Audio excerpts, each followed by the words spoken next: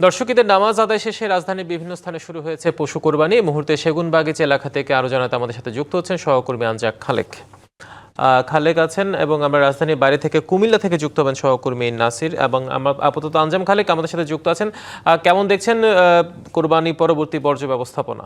জি হিমাদ্রি, মুসলমানদের দ্বিতীয় সর্ববৃহৎ ধর্মীয় উৎসব ঈদুল আজহার নামাজের পরে কিন্তু আল্লাহর সন্তুষ্টি লাভের আশায় মুসলিমরা কোরবানি শুরু করেছেন। আমার পেছনে দেখতে পাচ্ছেন যে অসংখ্য পশু কিন্তু কোরবানি শুরু হয়েছে এবং অনেক পশু কোরবানি হয়ে গেছে। অনেক পশুই কিন্তু অপেক্ষমান রয়েছে, কিছুক্ষণের মধ্যেই তাদের কোরবানি দেয়া হবে। একটি বিষয় জানিয়ে রাখি যে এই কোরবানি কিন্তু কেবল আনন্দ এবং উৎসবের দিন নয়, আসলে এটি আত্মত্যাগ, তাকওয়া, আনুগত্য, আল্লাহর সন্তুষ্টি অর্জনের এক মহান শিক্ষা অর্জনের দিন। ঈদুল আজহা মূলত আসলে ত্যাগের উৎসব। এই ত্যাগ কেবল পশু জবের মধ্যেই সীমাবদ্ধ রাখতে চাই না, বরং নিজের ভেতরের পশুত্ব, অহংকার, লোভ, হিংসা সেগুলোকে বিসর্জন দেওয়ার শিক্ষাও এতে নিহিত রয়েছে বলে ধর্মপ্রাণ মুসল্লিরা মনে করেন। আমরা একজন মুসলিমের সাথে, ধর্মপ্রাণ মুসলমানের সাথে কথা বলবো যে আজকের দিনে আপনাদের আসলে প্রত্যাশা কি? আচ্ছা, আলহামদুলিল্লাহ, আজকে তো ঈদগাহে সবার সাথে একসাথে ঈদের জামাত আদায় করলাম। আবহাওয়া খুব ভালো ছিল।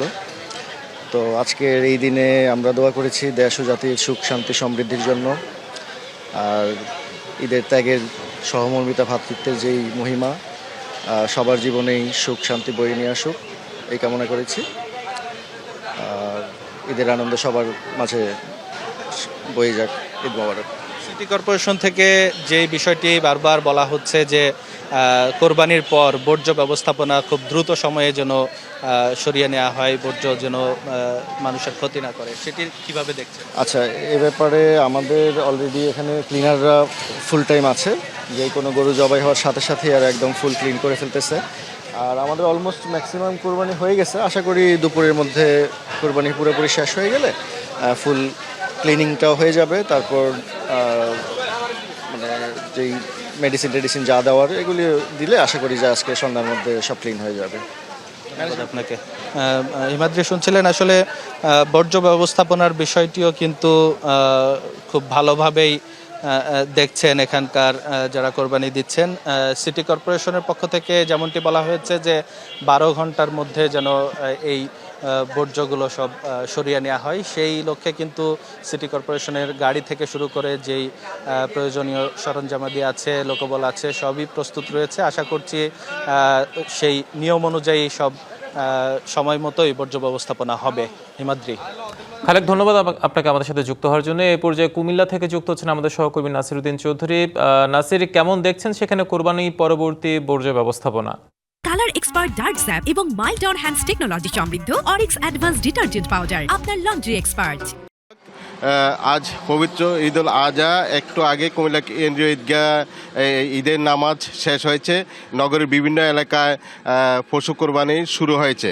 তো ইতিমধ্যে আমরা কুমিল্লা সিটি কর্পোরেশন এলাকায় এসেছি। সেখানে আমরা দেখছি যে বর্জ্য অপসারণের জন্য সিটি কর্পোরেশন কর্তৃপক্ষ নানা প্রস্তুতি নিয়েছেন। আমাদেরকে সিটি কর্পোরেশনের প্রশাসক ইউসুফ মোল্লা টিপু যেটি জানিয়েছেন, কুমিল্লা নগরীর 27টি ওয়ার্ডে বর্জ্য ব্যবস্থাপনার জন্য তারা 650 জন পরিচ্ছন্নতা কর্মী প্রস্তুত রেখেছেন। তারা বেলা 3:30 থেকে বর্জ্য অপসারণ কাজ শুরু করবেন। ইতিমধ্যে আমরা দেখেছি নগর ভবন এলাকায় প্রায় 70টি গাড়ি প্রস্তুত রাখা হয়েছে, গার্বেজ ট্রাক, বেকু সহ অন্যান্য যানবাহন, যেগুলো বর্জ্য অপসারণ সাথে সাথে তারা বর্জ্য পশু কোরবানির পরপরে যে বর্জ্য জমা হবে সেই বর্জ্য অপসারণের জন্য তারা সেটি প্রস্তুত করেছেন। এবং ইতিমধ্যে নগর ভবনে যে পরিচ্ছন্নতা কর্মী তাদেরকে দুপুরের খাওয়ার ব্যবস্থা করা হয়েছে। দুপুরে খাওয়ার পরেই তারা নগরের বিভিন্ন এলাকায় চলে যাবেন এবং নগরীকে 3টি জোনে ভাগ করে তারা এই পরিচ্ছন্নতা অভিযান চালাবেন। সিটি কর্পোরেশন কর্তৃপক্ষ আরও আমাদেরকে যেটি জানিয়েছেন, ইতিমধ্যে 35,000 ব্যাগ বিভিন্ন এলাকায় বিতরণ করা হয়েছে বর্জ্যগুলো জমা রাখার জন্য, এবং বর্জ্য অপসারণের পর সেখানে প্রায় ব্লিচিং পাউডার ছিটানোর জন্য প্রায় 7.5 টন ব্লিচিং পাউডার তারা ব্লিচিং পাউডারও বিতরণ করেছেন।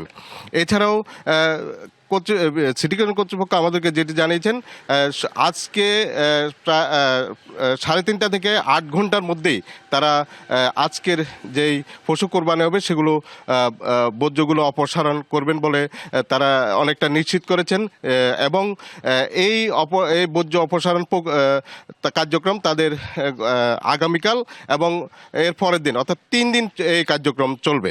এছাড়াও তারা জানিয়েছেন এরপরেও যদি নগরের কোথাও যদি বর্জ্য থাকে সেই জন্যই সেগুলো অপসারণের জন্য তারা কুইক রেসপন্স টিমও তারা গঠন করেছেন। অর্থাৎ সর্বোপরি পশু কোরবানির পরপরেই যেন নগরের কোথাও বর্জ্য জমা না থাকে, বর্জ্যে কোনো